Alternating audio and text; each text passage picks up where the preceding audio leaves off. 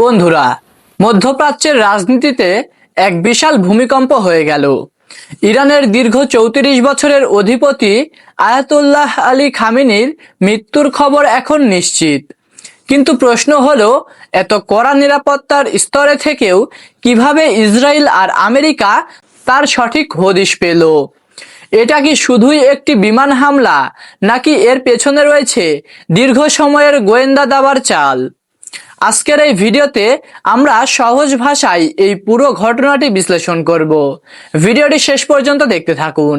2026 সালের মার্চ মাসের প্রথম দিন সারা বিশ্বের সংবাদ মাধ্যমে ব্রেকিং নিউজ আসে, ইরানের সর্বোচ্চ নেতা আয়াতুল্লাহ আলী খামেনি নিহত হয়েছেন। ইরানের রাষ্ট্রীয় সংবাদ মাধ্যম IRNA এই খবরটি নিশ্চিত করে এবং দেশ জুড়ে 40 দিনের শোক ঘোষণা করা হয়েছে। তেহরানের প্রাণকেন্দ্রে অবস্থিত তার সুরক্ষিত কম্পাউন্ডেই এই হামলা চালানো হয়। আমেরিকা এবং ইসরায়েলের এই যৌথ অপারেশনের নাম দেওয়া হয়েছিল অপারেশন এপিক ফিউরি। হামলাটি এতই নিখুঁত ছিল যে খামেনির সাথে উপস্থিত থাকা অন্যান্য শীর্ষ সামরিক কর্মকর্তারাও রক্ষা পাননি।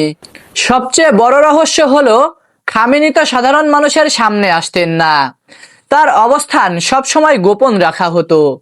তাহলে গোয়েন্দারা তাকে খুঁজে পেল কিভাবে? এর পেছনে মূলত তিনটি শক্তিশালী স্তম্ভ কাজ করছে। প্রথমত, টেকনিক্যাল ট্র্যাকিং। আমেরিকান এবং ইসরায়েলি গোয়েন্দারা অত্যাধুনিক স্যাটেলাইট এবং AI চালিত ট্র্যাকিং সিস্টেম ব্যবহার করেছে। এ কারণে খামেনির আশেপাশে থাকা ব্যক্তিদের ফোন বা ইন্টারনেটের ক্ষুদ্রতম সিগন্যালও তারা নজরদারি করতে পেরেছে। দ্বিতীয়ত, ভেতরের তথ্য। ধারণা করা যাচ্ছে ইরানের প্রশাসনের ভেতরেই এমন কেউ ছিল যারা গোপনে তথ্য পাচার করছিলেন, যেটাকে আমরা সহজ ভাষায় বলি ঘরের ভেতরের শত্রু। তারা সুনির্দিষ্টভাবে জানিয়েছিল যে শনিবার সকালে খামেনি একটি বিশেষ মিটিংয়ে বসবেন।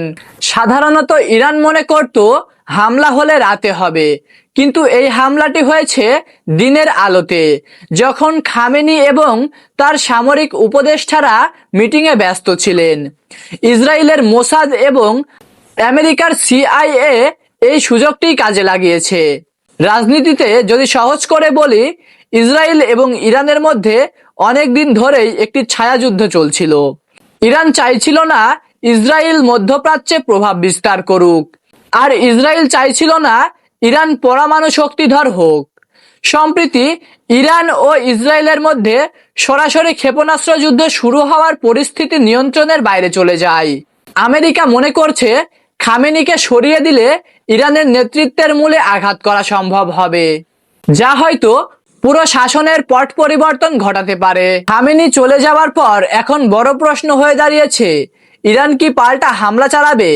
ইরান ইতিমধ্যেই কঠোর প্রতিশোধের শপথ নিয়েছে, তবে ইরানের সংবিধান অনুযায়ী এখন একটি অন্তর্বর্তীকালীন কাউন্সিল দেশ পরিচালনা করবে এবং নতুন সর্বোচ্চ নেতা নির্বাচন করবে।